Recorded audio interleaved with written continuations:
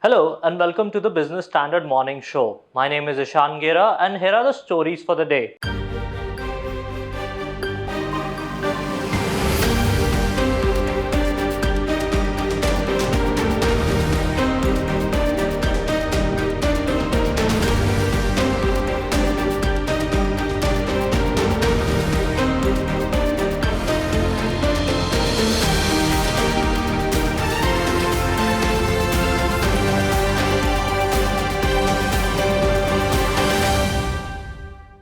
Singapore Airlines and Tata Group are in talks, exploring the viability of merging Vistara and Air India. While Air India is fully owned by Tatas, Vistara is a joint venture of the Indian conglomerate and its Singapore partner. So, if materialized, what will this merger mean for Tata's aviation ambition? Our next report dwells into details.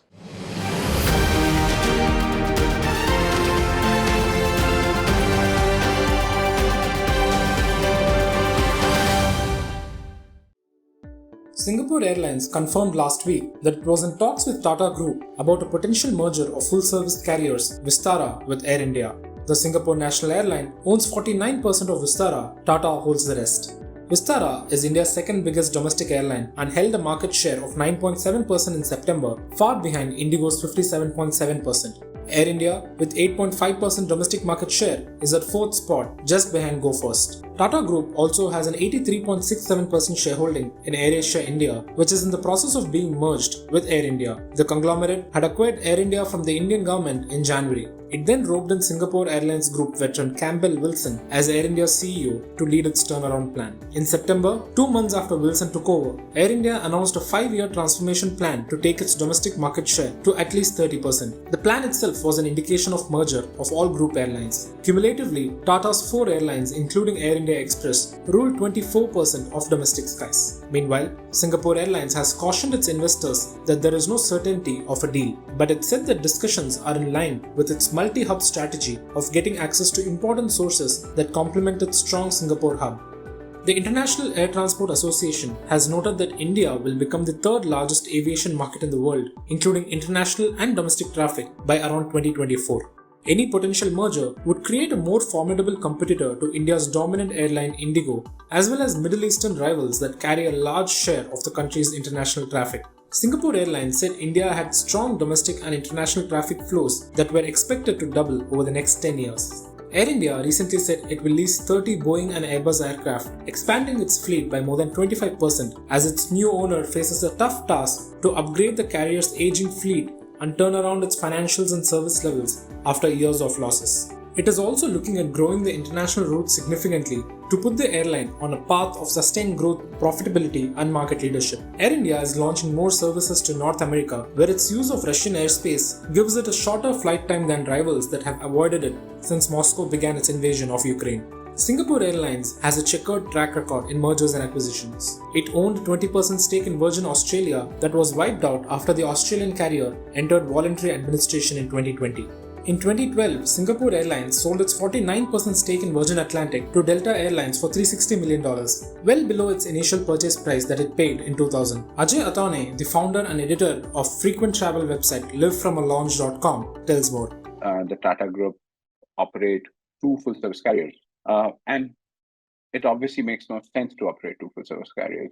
Most probably, there will be an eventual merger. It's already in a soft form, already happening.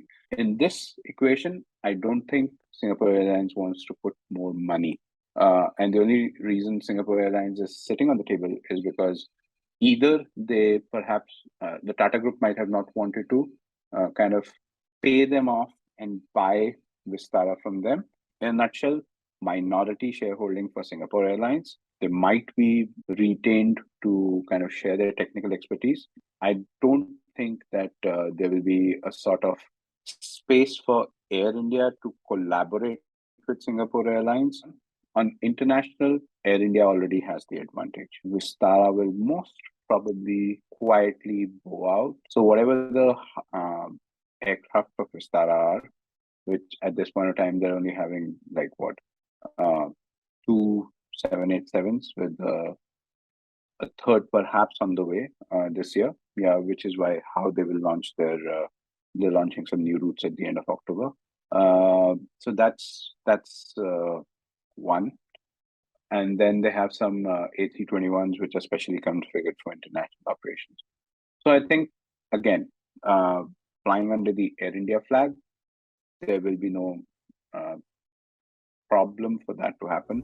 For customers of Vistara who are signed up to its frequent flyer program, a merger with Air India will provide them with an added benefit. Air India is part of the Star Alliance, the world's largest global airline alliance with 26 members. A member of Air India's frequent flyer program can earn miles when they fly with any of the Star Alliance members. A potential merger with Vistara will significantly enhance Air India's fleet, increasing the routes it can fly and frequency of operations. It could also go a long way towards realizing Air India's stated goal of achieving a 30% domestic market share in 5 years. It may even have a positive impact on profitability because of cost optimization.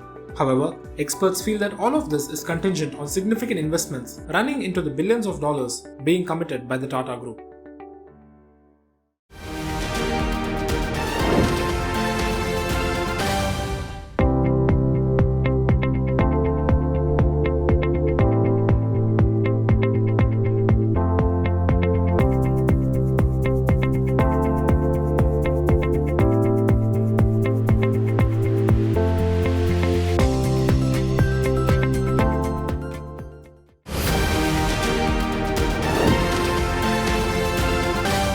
Aviation sector as a whole is still wading through troubled waters. A recent report has put the domestic industry's loss in the range of 15 to 17,000 crore rupees this fiscal.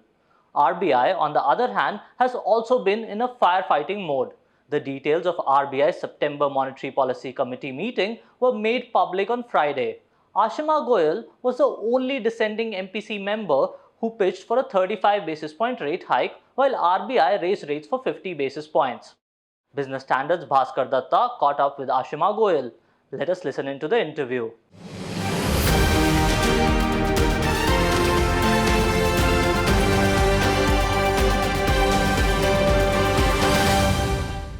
We have with us today Ms. Ashima Goyal, a member of the RBI's Monetary Policy Committee. She is with us after the release of the minutes of the MPC's latest policy meeting. Thank you for your time, ma'am. You're welcome. Nice to talk to you again. You were the sole voice of dissent when it came to the rate hike. You had voted for 35 basis points while the rest were for 50. And you mentioned in the minutes that a real rate of more than 1% if inflation were to fall more than expected could be dangerous for growth. So what would be your preferred real rate? I think that real rate should not be more than 1% in today's circumstances. When we are just coming out of the pandemic shocks, growth is just recovering. But we don't want overheating. So a positive real rate is required, but it should not rise above 1%. You have mentioned a fear-driven overreaction when it comes to maintaining the rate differentials with the US. Do you feel that there is a pressure on the MPC to respond to the Fed's action? The MPC's mandate is domestic inflation and growth. Yeah, not the external sector, not the exchange rate, which is market determined. But I have, in my view, the interest differential does not matter so much for Indian exchange rate because we have caps on interest sensitive inflows and they are a very low share of our markets. So I really of our debt market, yeah, domestic. So therefore, we need not worry so much about the US keeping up with the Fed rates. The US needs to raise rates because their inflation is high and sticky, much higher than their target band, much higher than our inflation. So we have to calibrate our rates and our real rates to our inflation. So you mentioned in the minutes that India retains the policy space for smoothing global shocks. Does this imply space for rate cuts if there were to be another adverse global development? By smoothing, I mean that our rates should be counter-cyclical to our domestic cycle, right? So, and it includes not just monetary policy, but fiscal and external, the reserve management, capital flow management. So there are a number of tools. And since we built up these large reserves and regulatory macro-prudential tools, that can also be counter-cyclical, and we have used that very effectively. For example, a lot of the regulatory relaxation given just after the pandemic was time-bound, and that has been reversed with our financial sector remaining very strong. Our banks' balance sheets are in much better shape today than they were in the last decade. So that also, the financial sector strength and resilience also gives us policy space. It's not just about, cutting rates or raising them. So turning to liquidity, you mentioned the need to counter the global QT and possible outflow. We've seen that money market rates have moved higher, and with regular instances of banks now tapping the MSF window. So in your view, should the central bank provide liquidity when the current surplus drains out durably? Yes, our durable liquidity is still very much in surplus, but because of government cash balances and other factors, there have been temporary episodes, very short episodes when market rates reach above the upper band. But the Reserve Bank has developed a number of other tools to manage short-term liquidity, the VRR, etc., and they do those sort of auctions. So they have a lot of space to intervene. Much of the very large durable liquidity created has gone out because of foreign outflows. So now they have the space to adjust both durable liquidity, and they have developed tools to adjust short-term liquidity. And I'm sure they will manage it so as to counter. This is not the MPC's domain. This is what they do. But as an academic who has studied this issue, I think they have the tools now, and they have the awareness that they need to counter, because our economy really suffered in 2019 when there was a huge liquidity squeeze. So I think they realize, they've learned from that also, that they need to make sure that liquidity is in surplus. And that's very important for financial stability.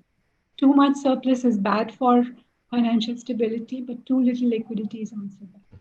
So you also mentioned the fact that the high repo rates in 2011 and 2014 and 2018 led to a credit and an investment slowdown. So given the fact that inflation still remains well out of target, how would the MPC achieve its target with a minimal growth sacrifice? Well, as I said, I think Indian monetary policy was too much in stimulus just after the global financial crisis, and then there were double deficits and various fragilities, so it became too tight. There was overreaction. And this is what we are seeing the Fed do now. There was too much stimulus after COVID-19 and overreaction now. And we are seeing a lot of problems in financial markets abroad. Yeah. So I think moderation is a lesson that perhaps Indian policy, monetary and other policies have learned, to be counter-cyclical, not to let the real rates become too negative or too positive. And as long as we have the policy space to do these kind of adjustments, and as long as we do that, I think we will be able to bring down inflation.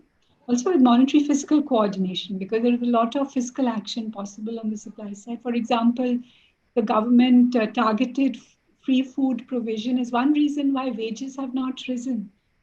And in the 2010s, we had second round inflation because the rural real wages were rising in double digits almost. Today they are flat, right? So we don't have those kind of pressures today. And we have the policy space to both moderate inflation without hurting growth too much. All right. That's it from our side. Thank you so much for your time, ma'am. It's always a pleasure speaking to you. Okay. Thank you.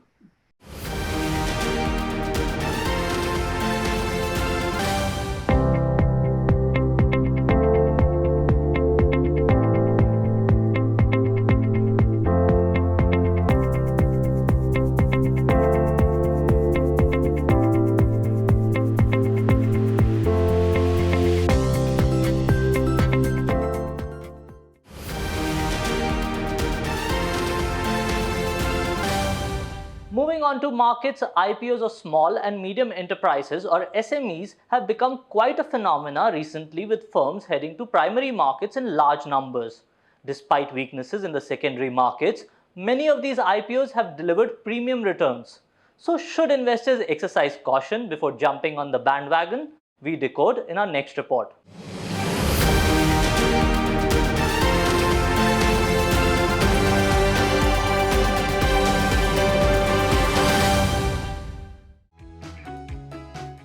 of a global slowdown and a weak macroeconomic landscape have not deterred the small and medium enterprises of India from entering the primary market this year.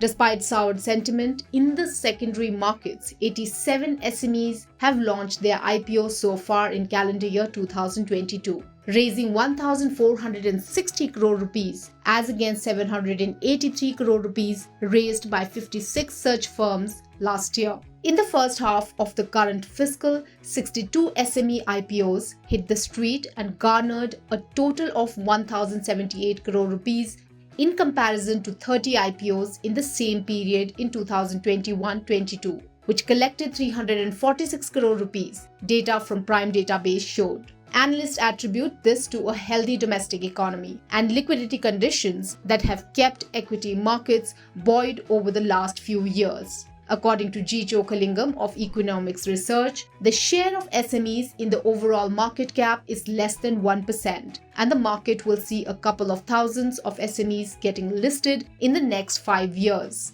These firms are widely diversified and their performance would vary, but wealth creation would be enormous, as we have seen many of these firms become large companies in the past. However, experts advise caution against the frenzy of SME IPOs amid looming risk of global recession. With over 40% of India's exports being led by medium and small enterprises, the ongoing slowdown in global trade raises uncertainty for these domestic export players. As per Kotak Securities, the US and major European economies contribute nearly 50% of the exports by MSMEs. The impact on the production side would be felt through manufacturing, wholesale and retail trade. If the global situation was to exacerbate and affect MSMEs substantially, it may also slow down credit and increase pressure on asset quality. Besides, analysts remain wary of the record returns that SMEs have been delivering in the market. 9 small and medium enterprises made a stellar stock market debut on October 10, with some of the counters even doubling in value. 6 of these 9 held onto the listing pop by close. There has been a flood of IPOs in the SME market. Despite a record number of IPOs last month, the oversubscription figures have been mind-boggling, and also the initial returns for the IPO investor. Some of the recent SME IPOs have become multi-baggers in the last couple of months. So whenever there is easy money to be made, people blindly throng there. And I'm afraid that that's what is happening now. There is froth building up in this space, and I'm not sure as to how long the party will last. Today, the market trajectory will be guided by global cues, domestic corporate earnings of companies, and how the rupee plays out.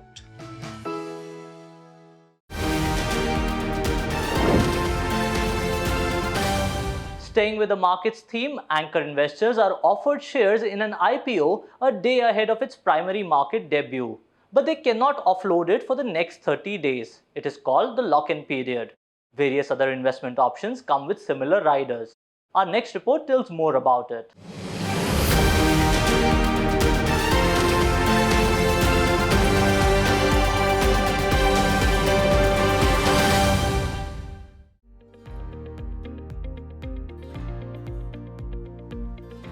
So what is a lock-in period? As the name suggests, your investment is locked for a fixed period during which you cannot access your money. For example, in IPOs, the lock-in period for anchor investors is 30 days, and hence they cannot sell the stake in the company for up to 30 days after listing. Lock-in periods vary for different types of investments. There are 3 types of mutual funds. They are close-ended, open-ended mutual funds, and interval funds. Close-ended mutual funds have a minimum lock-in period of 3 to 5 years. Like equity-linked savings scheme has a lock-in period of 3 years. Most other mutual funds don't have a lock-in period. In IPOs, the lock-in period for anchor investors is 30 days. Anchor investors get guaranteed allotment a day before the IPO opens to the public. They are normally given 60% of the qualified institutional buyer quota. Hedge funds, which cater to high net worth individuals and institutional investors, typically have a lock-in period anywhere between 30 to 90 days. Tax-saving fixed deposits come with a lock-in period of 5 years. It allows you to make an investment to save tax under Section 80C of the Income Tax Act. Under Unit-Linked Insurance Plan or ULIP, you not just fulfill your long-term goals through periodic investment, but also get the benefit of insurance. It has a minimum lock-in period of 5 years. Lock-in periods are put in place to ensure that investors stay invested and not panic to volatile market movements. This helps investors in the longer term. For IPOs, the lock-in period restrains anchor investors or the private equity firms from selling the stake immediately after listing and thereby preventing volatility in the share prices. For mutual funds, the lock-in periods help in maintaining the liquidity and stability of the fund. I will achieve, I will fly high. SBI. I'm backed by the nation's trusted bank, SBI, the banker to every Indian. Shares of most of the big companies that went for IPOs like Paytm, LIC, Zomato fell after the lock-in period of anchor investors came to an end. That's all for today. For more news and analysis, log on to businessstandard.com. We'll be back tomorrow with the next episode. Thank you for watching. If you like this video, share it and subscribe to Business Standard. For more news, views and insights, log on to www.business-standard.com. Do also follow us on YouTube, Twitter, Facebook, Instagram, Telegram and LinkedIn.